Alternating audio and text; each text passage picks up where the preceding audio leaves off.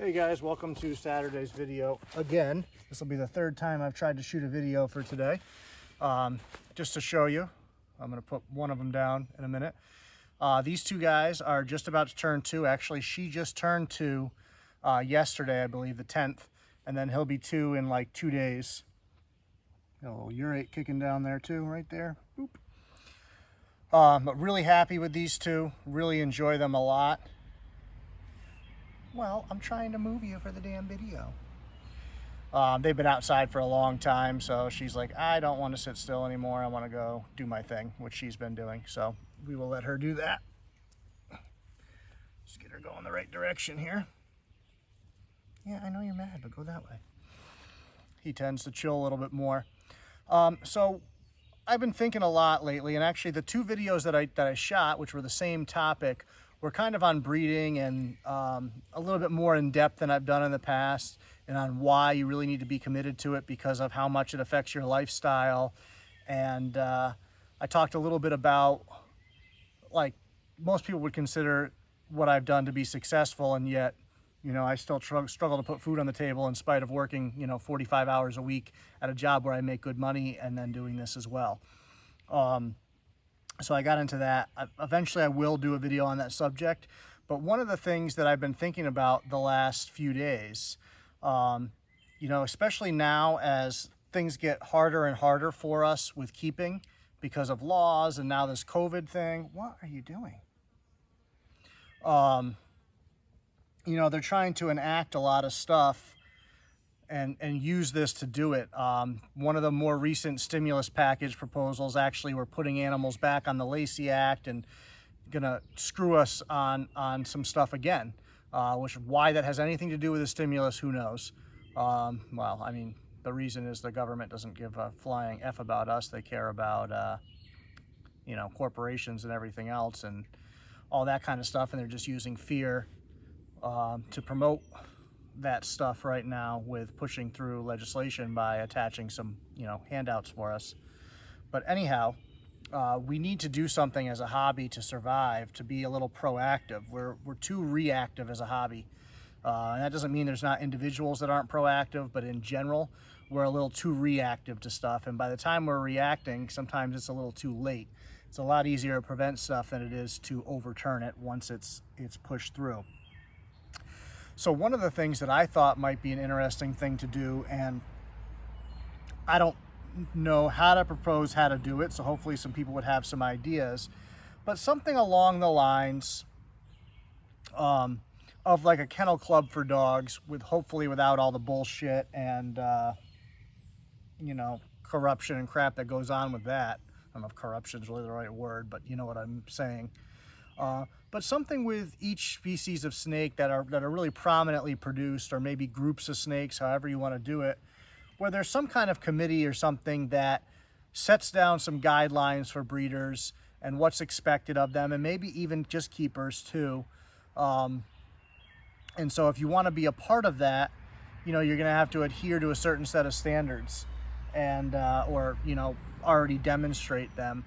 And that way, when people are looking for animals or looking for people to deal with, they could go there and trust that these people have been vetted in some form and know what they're getting. I know we have all these FBIs and all this stuff, but this is less about, sales so much as about promoting people that are doing things the right way, to get the bulk of what people are seeing out there to be responsible keeping instead of irresponsible keeping, to help with the public perception of these animals and how they're kept.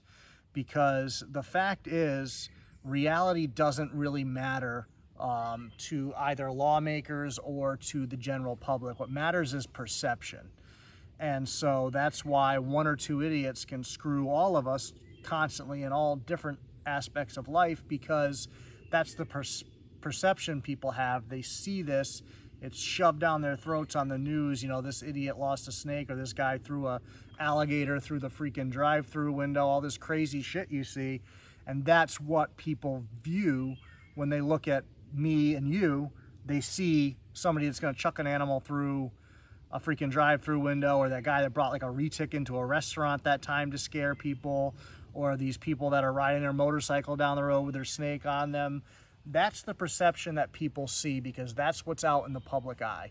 And so I think if we find a way to better police ourselves somehow, it could only help. Like I said, I don't have a clear idea on how you do that without, you know, getting into people playing games and handshake deals and stupid stuff and just the nature of human beings as it is. And then also you have to fight against, you know, doing something like that. People are going to call you elitist because all of a sudden, for whatever reason in this hobby, when you actually care about who you sell to, that's the title that you get. If you won't just sell to anybody that has money out, you're an elitist. You're not supposed to care about the animals, apparently. You're not supposed to care about how a person houses them. You're not supposed to care about whatever it is. And even if you're, you know, you have a skewed opinion on how people should house things, I think it's a lot better to, you know, refuse a sale if you're not comfortable than just sell because people think you should. You know, for me, if you're going to buy a snake from me, and what the hell just got in my mouth? Or, you know, especially with a short tail species or a blood, and you want to put it in a fish tank, that doesn't work for me. I know what that does to these animals. I know the stress it puts them under. I know the lack of ground level ventilation, especially as they get larger, how much that can affect them. So I don't want to put those animals into that situation. Now, is it absolutely impossible that you know, to keep that way? Probably not. But I don't want to take that risk with the animals. I can't be there every day to monitor their health. So if I'm putting them in your hands, I want to make sure that you're set up the best way that I can help you get set up before you get the animal. And so people call that elitist all the time, or you know, say I'm trying to push some kind of agenda. It's crazy. It's like, no, I just feel responsible for the lives that I've helped create, and I want to make sure that, you know, people that get them enjoy them for 20, 30, 40, 100 years if you can. You know, the snake can live for 100 years. That's what I want. But it's a really weird culture right now in general, the way things have shifted in the world on a larger scale than just the reptile hobby. But the reptile hobby is kind of a microcosm of how the rest of the world is going.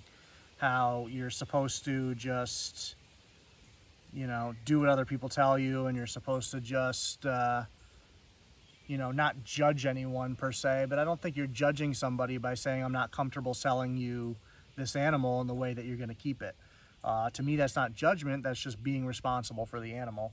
You know, judgment comes if you start dogging them for the animals that they're currently keeping that have nothing to do with you.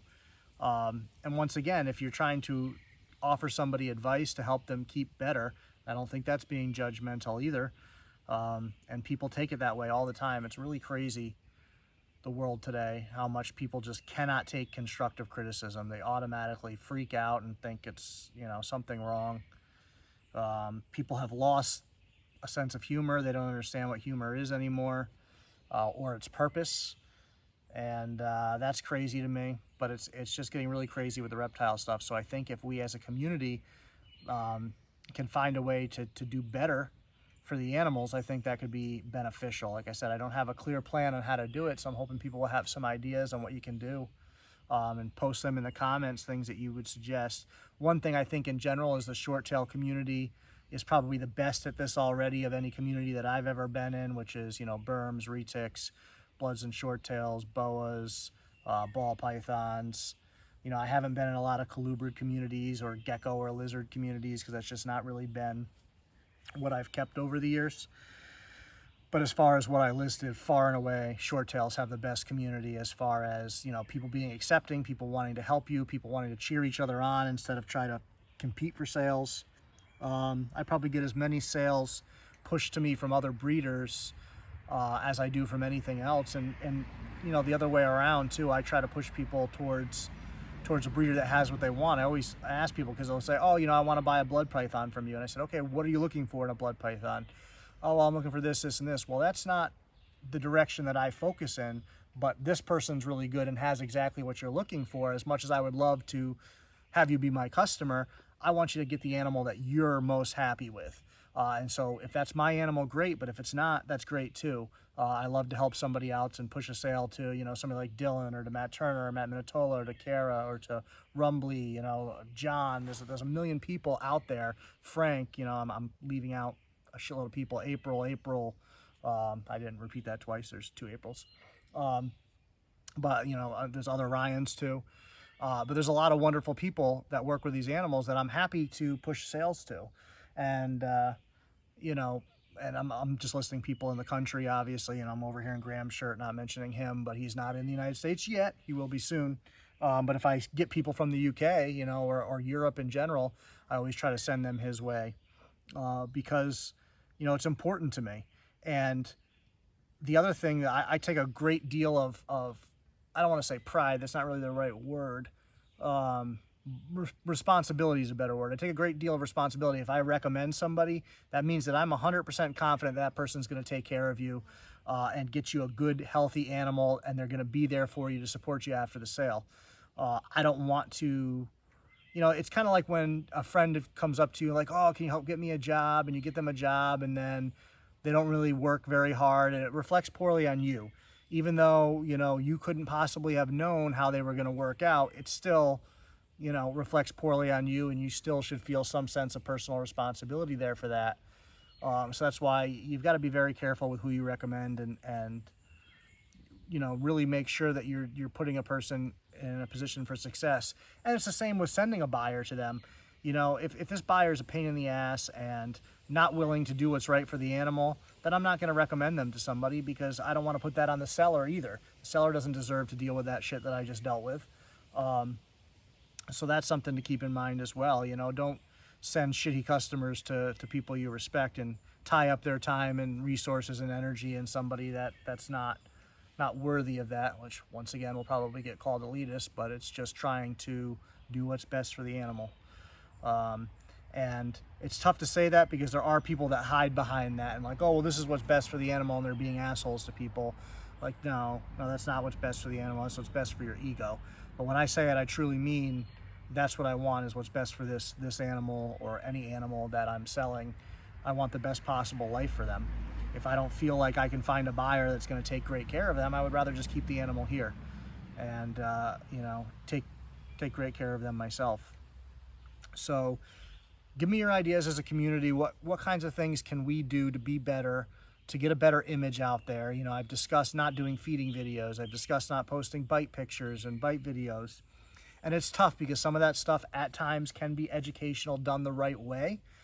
But with the perception issue, which is what we have to think about, even though it's educational to us and we can see that educational avenue, is, you know, Tom, Mary, Joe from down the street going to see that as educational, or are they going to go, oh my God, why do we have those animals that eat stuff like that, or bite like that, or do that kind of damage? So it's a shame, because people think you're hiding the negative parts of the hobby, and it's not that you're hiding them. It's just that you're trying to protect the perception, especially with people that aren't keeping these animals. You don't want them, they don't really need to know the negative side, because they're not going to keep these animals they eat anyway. You know, we need their support in legislation, and we need their support in general. So that's why I like doing these videos, letting people see this is how the snake interacted with me. You know, she was crabby before, so I put her down. You know, she didn't bite me because I respected that body language, that she was getting crabby and fidgety and wanted to go do her own thing, and I let her. He's a little bit different. When he gets crabby and fidgety, he just needs a second to relax. As you can see, he's relaxed now. She, though, when she gets crabby and fidgety, eventually she will bite if you really push her buttons. I could sit here with her for 2 hours and she can be great, but if she tells me, you know what, I want to be independent, I let her be independent. And that's why she doesn't bite me, because she doesn't feel the need to escalate to that. And so I like the fact that I can do these videos and they're not edited and people can see stuff like that. You know, I can go pick her, I'll go pick her up right now and bring her back, and you'll see she'll be fine, but she'll probably want to go do her own thing again. Bear with me a second, she's way over here. I know. It's a tough life. You know, like she definitely wants to do her own thing. But if I pick her up and, you know, give her a second to adjust, she's all right. She still wants to go away. You can see her body language. She wants to go do her own thing, but she's not being rude about it. Let's make sure he doesn't take off behind me here. And so now she's still rigid and not super calm about it, but she's not going to bite, because she has trust that I'll make the right decision and let her go do her own thing, which I will. So that's an important part of working with these animals, is building that relationship and knowing each individual animal and knowing what you can do and what you can't do, and when to put your foot down and when to give them their space and all that kind of stuff. And that's what I enjoy showing off to people, that you can have these relationships with these animals, even though they're not social creatures, even though they're not designed to sit and hang out with you. You can get to that point because you respect their body language and you do things on their terms. And sometimes we do have to put our foot down a little bit, because some snakes are intelligent enough to learn that they can bluff you and get you to leave them alone, even though they have no intention of following through on everything. So you have to learn that too, but that comes later. Body language really is everything. And short tails are really cool because they're so expressive with the way they posture themselves, their eye movement, their tongue flicks. There's so many things that tell us what they're thinking, that it's basically like having a conversation with your snake if you understand what to look for. And that's why I rarely get bit by them. Usually if I do get bit, it's because I'm not paying attention, or I reach into a bin above my head where I can't even see the animal or something like that. Those are the situations where I get bit. Or when I got my new smartphone, I'm like, oh, I'm gonna try to film this while I'm doing this, and I'm not paying attention to the animal. So I missed those signs. I can't remember a short tail ever biting me without showing some sign first that I either ignored or thought I could push through. You know, obviously if I'm reaching above and I can't see the snake, I don't know what body language was given, but they can't see me, and here comes this giant hand in their cage. You know, that's 100% my fault, being stupid. It's not on the animal at all. He's still right there. But anyways, I'll wrap this up. Give me your ideas. I want to hear them. You know, it doesn't even have to be necessarily related exactly to what I'm saying, but how can we make the hobby better? How can we make our image better? Because like I said, perception over reality is what matters. That's why news outlets will post a snippet of a headline, and then you read the story and it's nothing really to do with that headline, but you'll see 65% of the people believe that that happened because of that headline that was misleading, because they don't read. And some people, even once they do read, the perception's already in their head. They've already perceived it that way. I mean, we've seen it with, you know, news reports, a preliminary report, and then they retract it because they realize it was inaccurate, but there's still a large group of people that are like, no, that happened, because of that perception. So that's what we're up against. So how do we make a better perception? Because the reality, we all know the reality is they're great animals, but the perception is that they're not. So what can we do to change that as individuals and as a community? You know, maybe share some stories about what you do to promote the hobby in a positive light, or to promote these animals in a positive light. One thing I hate seeing people do is trying to scare people with snakes. That's the wrong thing to do, because you're just reinforcing that fear and perpetuating that issue instead of helping to fix it. So give me your ideas and I'll cut this short. We'll see you guys.